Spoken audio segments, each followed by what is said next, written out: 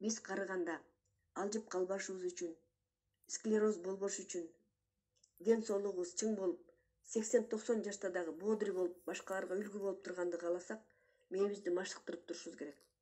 Ал үчүн көнгөн привычкаларыбызды алмаштырып турушубуз керек. Ресторанда тамак жегенге көнүп калсаң, үйдөн тамак жеп башта.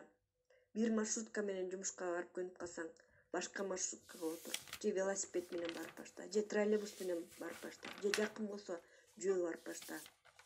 Көнбөгөн башка адамдар менен сүйлөшүп башта. Жана башка толтура биз күндө жасап көнүп калган привычкаларыбызды алмаштырып турушубуз керек. Подсознание менен иштеп турабыз. Биологиябыз менен иштейбиз. Кээ бир адамдар эртең менен турганда шалдырап, энергиясы жок болот. Эгерде сен чындап эле ийгиликтүү болгонду кааласаң, реально чоң акчаларды зарабатывать эткиң келсе, лидер болгуң келсе, артыңан чоң команданы ээрчитип жүргүң келсе, бизнести автоматташтырып койгуң келсе, ал үчүн энергия керек. Харбекер айткан, energy is everything. Энергия бул баары. Биздин энергиябызды каяктан алыш важный эмес, биз энергиябызды коротпой сактаганды билгенибиз маанилүү экен. Биздин энергиябыз каяка куройт? Таарынычтарга, жаман эмоцияларга куройт. Ошон үчүн биз дайыма энергиябызды сактаганды билишибиз керек, оюбузду дайыма позитивге, жакшы ойлорго гана буруп турганды билишибиз керек, контролдогонду билишибиз керек. Андан сырткары биология. Биология болгондо биз дайыма натуралдуу, пайдалуу тамактарды жегенге аракет кылып турушубуз керек. Свежевыжатый соктордон, алманын, свекланын, морковканын сокторунан ичип турушубуз керек, свежевыжатый. Витамин БАДыларды дайыма ичип турушубуз керек. Анан эртең менен канчалык эрте турсак ошончолук жакшы. Кечинде 10-11лерде эле жатып, эртең менен саат 4-тө турган пайдалуу экен. Ошондо анан түштө жарым саат уктап алсак болот. Ошондо биз энергичный болуп жүрөбүз, ошол күнү кечке көп жумушта бүтүргөнгө жетишебиз. Анан көптөгөн адамдар эт жегенди жакшы көрүшөт. Кечинде жатарда эт жебеш керек. Түнү бою организм этти сиңириш үчүн иштеп чыгат экен да. Анан ошондуктан адамдар эртең менен ойгонгондо жанчылып, чарчагансып шалдырап ойгонушат. Организм эс алгандын ордуна түнү менен тамакты сиңириш үчүн иштеп чыгат. Ошон үчүн биз эртең менен эс албай эле шалдырап тургубуз келбей шалдырап калганыбыз ошол экен. Тамакты сиңириш үчүн организм иштеп чыккан үчүн. Андан кийинки важный нерсе бул ошо уйку. Уйкунун узундугу эмес, сапаты маанилүү. Канчалык жакшы көшүлүп, терең уктасаң, ошончолук энергичный болосуң.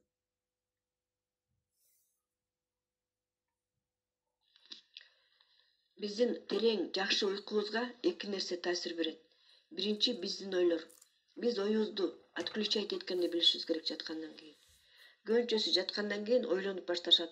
Ошол күндө эмне болгондордун баарын, бүтпөй калган иштерин, сүйлөшкөндөрүн, урушкандарын, же телевизор көрүшөт жатып алып. Ошондо мээ эс албайт. Мунун техникасы. Баарын өчүрөсүң. Кечкирди сен түн ичинде жетишпейсиң. Анын баарын ойлонгондон пайда жок. Ойлонуп койсоң эле иш өзүнөн өзү бүтүп калбайт. Ошондуктан ойлонгондун, переживать эткендин ордуна өзүбүзгө айтабыз. Мен иштерим бүтпөй калгандыктан переживать этип атам. Мен эс алышым керек. Эртең менен ушул вопросту чечиш үчүн деп.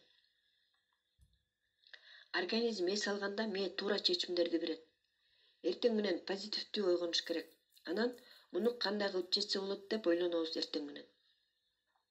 Экинчи бул сырткы таасирлер. Бизди курчап тургандардын баары. Бул биз жаткан постель, кроватыбыз кыйчылдайбы, кыйчылдабайбы, шейшеп, булар маанилүү. Эгер жаткан постель туура келбесе, жакшы уктай албайбыз, эс ала албайбыз. Жинин келет, энергия болбойт, фокус кечке чейин болбойт. Жаткан постель, штора таза, свежий болуш керек. Ар бир 5 күн же 1 неделя сайын алмаштырып турушубуз керек. Постель жакшы сапатта болуш керек. Катышкалары жок болуш керек. Денеге жагымдуу болуш керек. Булар мелочь эмес, бул чоң роль ойнойт. Бул факторлорго сөзсүз көңүл бурушубуз керек. Комната салкын болуш керек. Проветривать этип турушубуз керек. Ысык комнатада уктаган зыян. Организмде обезвоживание болот. Организм эс албайт. Пододеяльниктер жакшы сапатта болуш керек. Жакшы материал болуш керек. Уктаганда рахаттанып эс алып укташ үчүн. Ошондой постелде мээ сразу отключаться этет. Караңгы комнатада укташ керек. Анткени жарык болгондо мээ жарыкка реагировать эте берет. Ойгонуш керек деп. Сыртта фонардын жарыгы, айдын жарыгы кирип турганда уйку чала болот. Уйкуң канбай калат. Спальняда лишний эчтеке болбош керек. Хламдар, заваленный нерсенин баары энергетический вампирлер. Алар биздин энергияларыбызды соруп турушат.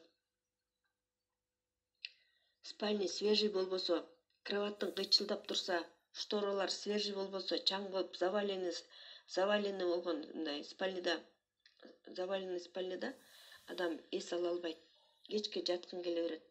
Ал баарына таасир берет. Клиенттер менен иштегениңе, кандай сатканыңа, бизнести кандай предлагать кылганыңа абсолютно баардыгына таасир берет. Биз бир жолу эле баарын идеальный кылып жасап койсок көнүп калабыз. Менин спальням таза, свежий болуш керек деп көнүп калабыз.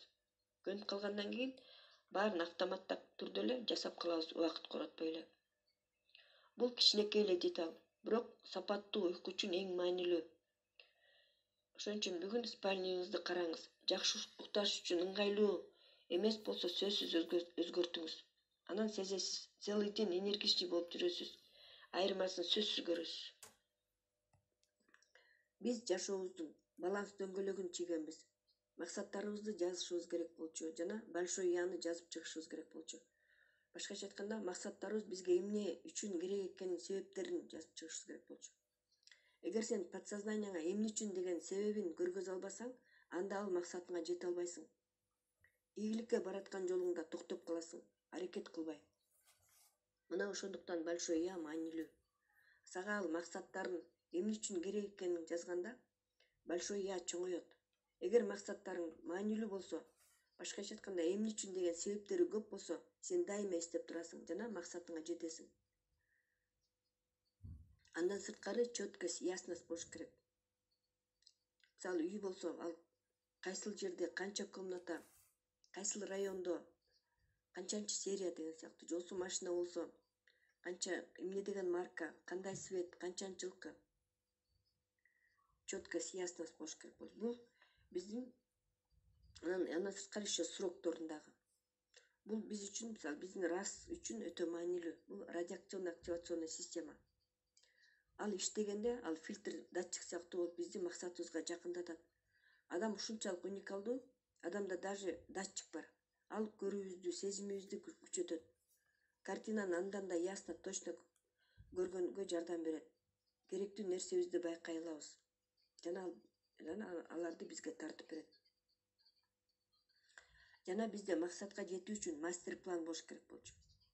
Мастер план ар бир кыймыл аракетибизди срокторуна жараша бөлүштүрүлгөн подробный планыбызды түзүү. Көбүнчөсүнүн максатына жетпей калышынын себеби, негизги себеби бул массивный действиянын жоктугу. Массивный действие ошо биз менен максатыбыздын ортосун бириктирип туручу көпүрө десек болот. Адамдар эмне үчүн действие кылышпайт? Маленький я болгондо, ылдыйкы частотада вибрация болушканда, самоконцепциясы төмөн болгондо, самодисциплина жок болгондо, жалкоо болгондо, коркуулар болгондо, ограниченный убеждениялар болгондо, өзүн токтотуучу ишенимдер болгондо, башкача айтканда. Ошон үчүн биз ушулар жөнүндө биз подробно аябай билим алып, ушуларга өзүбүзгө ушуларды түшүнүк алдык. Ошентип сенин максатыңа жеткирүүчү көпүрө бул массивный действие. Фокусуңду кайда багыттасаң, ошол жерде энергия болот. Энергияңды кайда багыттасаң, ошол жерден результат болот. Ошондуктан оюңдун, фокусуңдун концентрациясынын баарын өзүнүн ишине койгондор дайыма ийгиликке жетишет. Коркуулардын 99% жок экен. Аны адамдар өзүбүз эле ойлоп таба алат экенбиз. Жок нерседен эле корко берет экенбиз. Канчалаган адамдар өзүнүн кыялдарын, коркуулар, күмөн саноолор үчүн эле таштап салышат. Биздин мозг коркунучтуу результаттарды кыйын тартат экен. Аны көрүп алып эле анан парализовать этип калат экенбиз. Коркуу бул орунду күтүү, заранее күтүп алып эле парализовать этилүү. Ийгиликтүү адамда деле, ийгиликсиз адамда деле коркуу бар. Алардын бир эле айырмасы бар. Ийгиликтүү адам токтоп калбайт экен. Ал коркуп атса дагы жасай берет экен. Чувствуй страх, но действуй вопреки дейт. А ийгиликсиз адамдар коркуу сезимине баш ийип токтоп калышат.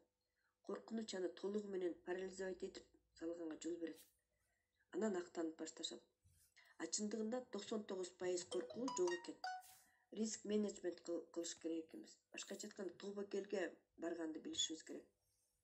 Болбой турган нерсени кыла берүү эмес, ал за и против байкап анализ кылганды билишибиз керек. Ошол эле убакта коркууга өзүбүздү парализовать этирбешибиз керек. Биз күндө билим алып турсак, психолог болуп калабыз. Өзүбүздүн жашообузду ойлоп анализдеп калабыз. Биз түшүнүп алдык эмне үчүн кыймыл-аракет кылбаганыбызды, эмне үчүн эчтекени өзгөртпөй мурдагыдай эле жашап жүрө бергенибизди. Анын себебин түшүнүп алдык. Кимдир бирөөдө четкость, ясность жок. Бүгүн каалайт, эртең эчтеке кылбайт, бүрсү күнү ал максаты жөнүндө унутуп коет. Кимдир бирөөдө эмне үчүн деген большой ясы жок. Кимдир бирөөдө действие жок. Эгер ушул причинанын баарын түшүнүп турсак, анда бизде эмне үчүн крысыный бекте эле жашап жүрөбүз деген суроо пайда болушу керек. Крысыный бек бул ошо иштейсиң, акча аласың, аны коротосуң, кайра акча алыш үчүн кайра иштейсиң, ошентип замкнутый кругта жүрө берип жашоодо ошо замкнутый кругта жүрө берүү да. Мен ушул Асель өзүнүн эле мисалдарын айтып берген, мен ошолорду эле силерге сөзмө сөз эле почти ошолорду эле силерге айтып берейин деп атам. Анткени Аселдин сөздөрү ушунчалык ар бир сөзүндө эмеси жатканы билинет да, билимин, терең билими жаткан. Ошон үчүн мен ошо ар бир сөзүн калтырбай ушул силерге айтып берейин деп ушинтип аракеттендим да. Асель эмне үчүн финансовый независимый болгусу келген? Ал өзүн полностью реализовать эткиси келген. Өзүнүн талантын, жөндөмүн мен акча жөнүндө ойлонбогондой жашагым келген дейт. Ата-энемди камсыз кылгым келген, саякаттап дүйнө жүзүн кыдыргым келген дейт. Толтура менде өтө чоң большой я бар болчу дейт да. Большой почему ушунчалык чоң болчу дейт. Мен максатымды көздөй абдан аракеттенгем дейт. Биринчи недвижимость, андан кийин экинчи, үчүнчү недвижимостьтарды алып, ошентип ал финансовый жактан независимый болуп алган дейт. Менин расходторум, менин пассивный доходторум менен эле полностью покрывать этилип калды дейт. Ал максаттарын туура пландаштырып, активтерин көбөйткөн. Аселде большой почему чоң болчу, ошондуктан ал жыйынтыгын кыйынчылыкта ошол жыйынтыкка жетмейинче таштап койгон эмес. Максатына жетти. Асель үчүн финансовый независимый болуу номер 1 приоритетте болгон. Оюнун баары финансовый независимый болууда болгон 8 жыл мурун. Былтыр 8 жыл мурун деген ошондо 9 жыл мурун. Мен бул сабакты былтыр окугам. Ошондо 9 жыл болду.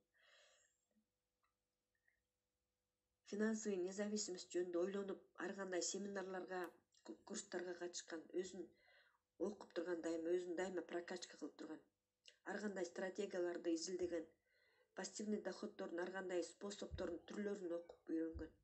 Ошолордун ичинен ал недвижимостьти көбүрөөк ага жагыптыр да. Азыркы учурда недвижимость Аселдин хоббиси болуп калыптыр азыр. Дизайнды өзү ойлойт, өзү ойлоп табат экен. Ошондой кылып жасатканды жакшы көрөт экен. Кандай кылып жасадым? Ошо дизайн өзү ойлойт экен да, дизайнер да болуп калдым дейт да, эмегечи. Эски заброшенный недвижимостьтерди сатып алып, аны конфетка кылып коем дейт. Ошо анын хоббиси болуп калыптыр, страсть дейт, ошондой болуп калды дейт. Жана бул мага чоң кирешелерди алып келип атат дейт уже. Мен азыр кыялданган жашоодо жашай алам дейт. Кыялга жетүү максатыңды кандай кылып койгонуңа жараша болот. Жана туура кыймыл-аракет кылыш керек. Действие дагы ар кандай болуп калышы мүмкүн. Мисалы, Б точкасы сага керек болсо, сен башка туура эмес багытка түшүп аласың. Ошондуктан действие стратегический болуш керек. Ойлонуп кыймыл-аракет кылыш керек. Өзүңдүн максатыңа жетиш үчүн эң оптималдуу жолду таба алган стратег, тактик болушуң керек. Мастер-план болуш керек. Мастер-план бул деталдаштырылган, четко расписать этилген план. Канча убакыт кетет, эмне кыласың, кандай кыласың, баарын четко жазып чыгуу. Асель недвижимость сатып алганга мастер-план түзүптүр. Ошол убакта Лондондо недвижимость 125 000 фунт турган экен. Ал убакта Асель аз акча тапчу, чогулткан акчасы жок болгон. Башкача айтканда, анын А точкасынан Б точкасына, ошо максатына тез келгенге мүмкүн эмес болчу. Жана ал пландаштырган, эсептеп көргөн. Ошондо ага 20 000 фунт керек болгон. Биринчи золотой гусь алыш үчүн. Финансовый независимость болгондо түшүп туручу актив ошо золотой гусь. Эсептеп чыгыптыр. Эгер недвижимость сатып алып, арендага сдавать этсем, айына 700 фунт түшүп турат. Ошол убакта анын айлык расходу 1200 фунтка жетчү экен. Ошондо мен 2 үй алышым керек экен. 2 үйдү сдавать этсем, андан түшкөн акча менен расходдорумду покрывать эте алам. Демек, ошондо мен финансовый независимый болом. Жумушка көз каранды болбойм. Жумушту берген адамга көз каранды болбойм деп. Аселдин башкы максаты финансовый независимый болуу болгон. Чтобы жашоосунда иштебесе деле акча түшүп туруу үчүн, зарплатага көз каранды болбош үчүн. Мени сатып ала турган недвижимостьм ошо башкы максатым болгон эмес дейт. Финансовый независимостька жетүү үчүн ал недвижимость керек болгон. Акыр аягында ошо финансовый независимостька жетүү үчүн аны майда максаттарга бөлгөн. Биз пилди бүтүн жей албайбыз. Аны бөлүп алып, майда кусокторун жеп отуруп анан түгөтөбүз. Ошондой эле биз чоң максатыбызга жетиш үчүн аны майда максаттарга бөлүшүбүз керек. Эгер чоң максатыңды майда максаттарга бөлүп албасаң, ал кол жеткистей көрүнөт, анан таштап саласың. Ошо Асель 1 жылга мастер план дедлайн жазыптыр. 15 000 фунт чогултуш үчүн ай сайын 300 фунттан чогултушум керек болду дейт. Биринчи айда 200 фунт откладывать кылыптыр. Анан эгер мен 200 фунттан чогултсам, мага 5 жыл керек болорун түшүндүм дейт. Анан биринчи доходду көбөйтүшүм керек экенин түшүндүм. Экинчи, недвижимость рыногун изучать этип баштадым. Семинарларга, онлайн курстарга, недвижимость инвестициясына эмне керек болсо ошонун баарын китептерди окуптур, ошо газета журналдардан недвижимость жөнүндө маалыматтарды издептир. Ошо недвижимость менен заниматься эткен адамдарды издеп баштадым дейт. Алардан сурап үйрөнүш үчүн объявленияларды изучать этиптир. Анан үчүнчүдөн анан үйлөрдү карап чыгыш экен дайыма. План коюп алып, понедельник, четверг деп ошо планды саатынан бери коюп алып, анан ошол үйлөрдү карап чыгыш экен.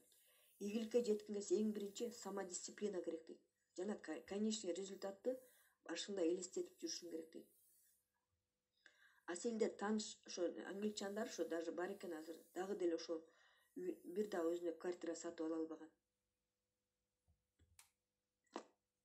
Асель подсознаниясын ушунчалык прокачка кылып алыптыр максатына. Күнү түнү элестете берчү экен.